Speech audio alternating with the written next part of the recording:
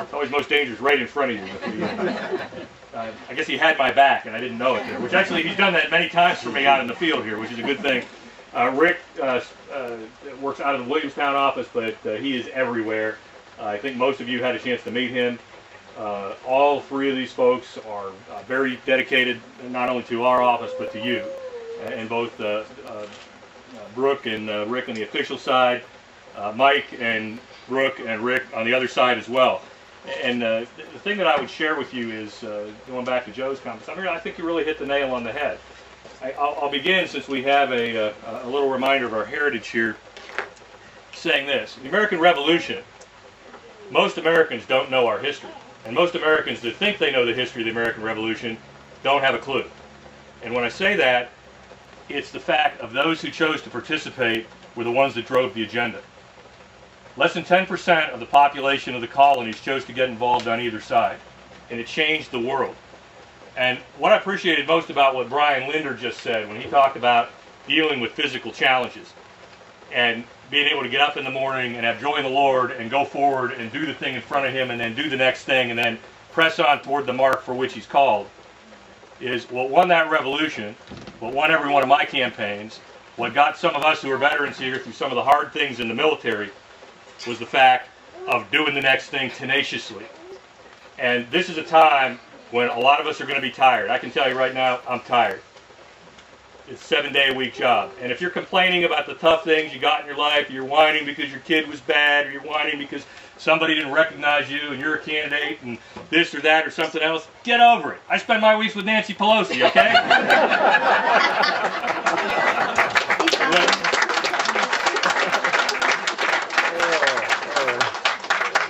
I want to tell you something about politics too. Man never changes. Machiavelli said, it's sort of a secular version of Romans 3:23, but Machiavelli said the tragedy of man is this: the times change, but he doesn't. Well, George Washington was fighting a retrograde defense into Valley Forge to try to preserve enough of the Continental Army to survive through the winter. A guy named John Adams was trying to have him removed and have his guy put in as the commander because they were scared of these guys from Virginia. The drama was all around. And what won that fight and made the beginning, the foundation, so that we could get to the Constitution that we were given in 1787 and move forward to protect these freedoms from generation to generation, was one thing: dogged tenacity by the people who showed up. Some of you heard me say in 2006, when we lost 32 seats in the House, and I hear all these people talking about conspiracy theories and all these people meeting. I can tell you why we're where we are. Friends, it's because of us. The Republican Party screwed up, and conservatives chose not to vote. 61% of self-identified fiscal and social conservatives stayed home. And when we lost those 32 seats, it was by a total of 78,000 votes nationally. Wow. You know what that comes down to in a country of 300 million? 1 vote per precinct in those target districts. That meant one conservative who was mad about something that somebody else done. And if you were mad at George Bush, get in line behind me. I could spend an hour and talk about things that I didn't agree with. But at the end of the day, we had to work together. And if you see the contrast between the two administrations, if you see the contrast between a Speaker, Denny Hastert, who was a pro-life, pro-Second Amendment person who wanted to try to bring as much consensus and work through the institution the way it was designed, versus Mrs. Pelosi, who almost never brings any significant bills to the floor except out of her office and ignores the other 434 members, that's the contrast. The stakes for our country could not be higher. No major civilization, and certainly no republic, has been destroyed because of threats from the outside. It always comes from the inside. And this is one of those times that us working together with the same tenacity that Brian gets up in the morning, the same tenacity when we deal with a child that's recalcitrant, and we've got to keep going, and sometimes through some hard times, or maybe working with an elderly parent, and that tenacity to just keep getting up and doing the next thing out of love, despite the heartache, despite the pain, despite the frustration, despite the hurt sometimes that happens in this business. We are working for a higher calling. And I know when I talk to veterans that have come back and they look at those flags and they walk through that chamber and they understand, as many of you heard me talk about that one young sergeant who said, now I know what I've been fighting to defend, this idea. His broken body and missing parts suddenly became nothing as he saw the thing that he was part of that was bigger than himself. And I'm not going to talk to you about policy tonight. I'm going to talk to you about how to win, because I think you know where we are in this process overall. Now, we had a delightful event that happened 2 weeks ago.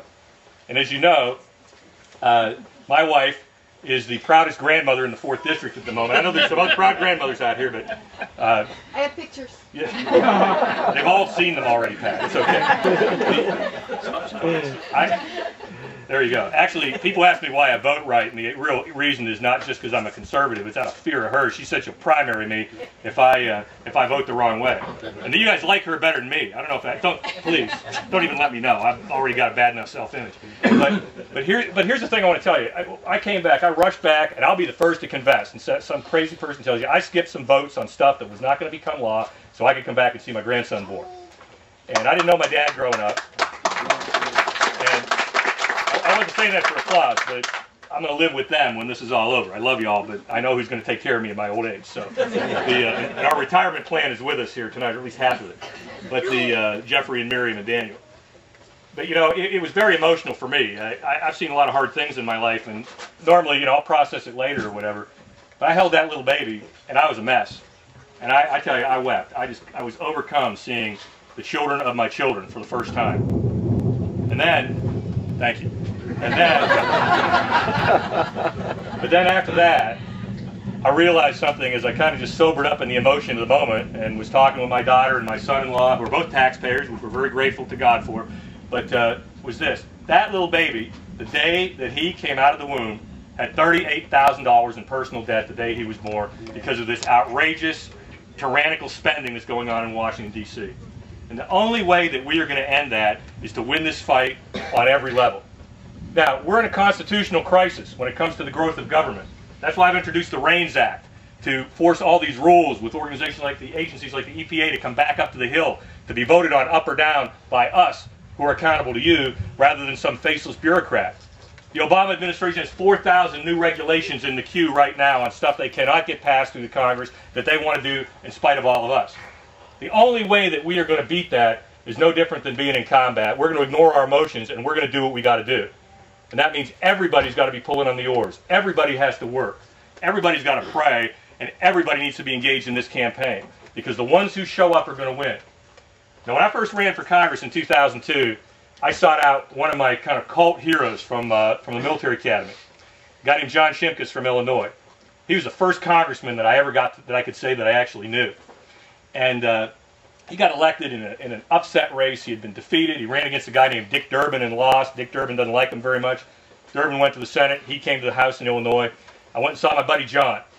And I said, John, I just want your encouragement. I need your guidance on how to run for Congress. You know what he said? You're probably going to lose, Jeff.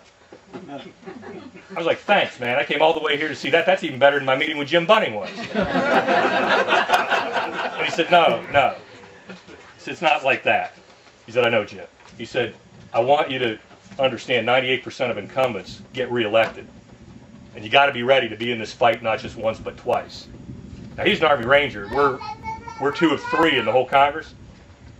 And he said, you got to be willing to run again. And you know that that's going to be a hard thing. And he was right.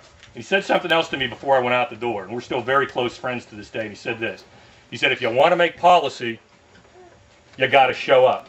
And if you want to show up, you got to win. If we're going to win this race is not going to be won by me or Brooke or Mike or Rick or somebody else out here or any of our candidates. It's going to be won by us doing the hard thing. Now, we have a little Senate race, in case some of you have heard about this or not. And this is one of these localized battles. You know, to Joe's point, we can't do anything about Mrs. Pelosi except fire her. Now, I got my own mission in life. We want to see Andy Barr win in Lexington's 6th district, or the Kentucky 6th district. We'd like to see Todd Lally win in the 3rd district over in Louisville. We got a bunch of seats all around here that we have a focus on. But the constitutional place that some of these big battles are going to get fought on, Supreme Court appointments, on dealing with foreign policy, and on treaties, is going to come in the United States Senate. I would like to see Mitch McConnell as the leader of the Senate. And the only way that's going to happen is if Rand Paul wins decisively over Jack Conway on November 2nd. Yes. And this is going to be a very hard race. We're seeing a lot of money. We're seeing a lot of things that are going on the ground from all kinds of different perspectives. But if we're going to win that Senate race, if we're going to win my race, if we're going to get Steve Wood elected judge and deal a blow for right here in Grant County, It's going to be by carrying a message to people who don't normally come out to vote in this off-year election. This is likely to be a 40% turnout year, and there's one way to get the synergy to get all of the campaigns merged together, and that's through the Victory Program. Now, I will say this because some questions come up from time to time when we're doing Victory. Why are we asking a question about Geoff Davis, or why are we asking about Rand Paul? Because it has nothing to do with us personally. That's where the voter awareness is at a macro level outside the day-to-day stuff.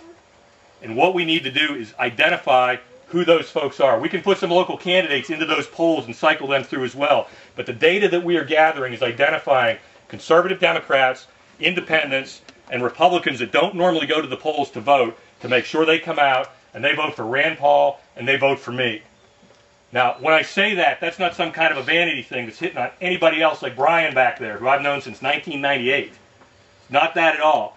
But those folks who are just more aware of the office and what goes on here are going to come out and they're going to vote for all of us. Because that's the message that we're conveying in the call centers. And we're going to turn around just like we did when I had $5 million spent against me in 2006. And we reached out to 98,000 households personally in the last 5 days. And we can't do that without the Victory data. And so if you can spare the time, even if it's one night between now and November 2nd, to come for 2 hours and make calls, that is going to make a huge difference for us to gather the data that we need. Because a lot has changed in the dynamics since 2008. And what it's about is if we do our job, just like Yogi Berra said, baseball is a pretty easy catching and throw it. So is politics. Abraham Lincoln said it best. It's identifying who the people are that are going to vote for you, who are going to vote against you, and make sure you remind the people who are for you to get to the polls and vote for you. And he didn't win by very much.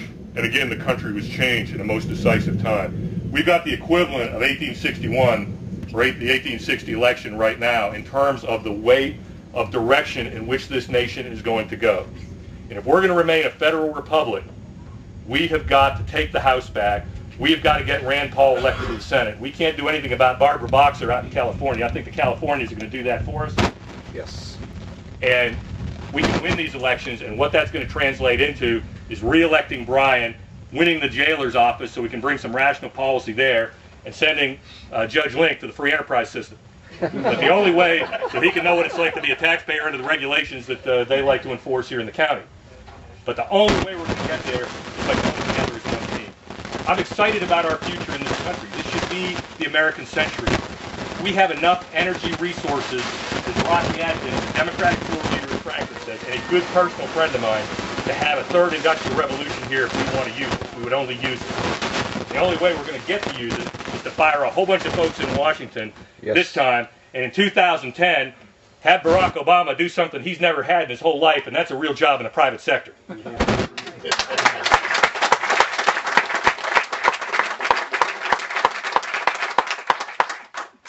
I'll leave you with one last thought, too. We've got some veterans who are with us who have passed through just about every war in memory. My deputy campaign man over here spent 2 years in Iraq with the 3rd Infantry Division.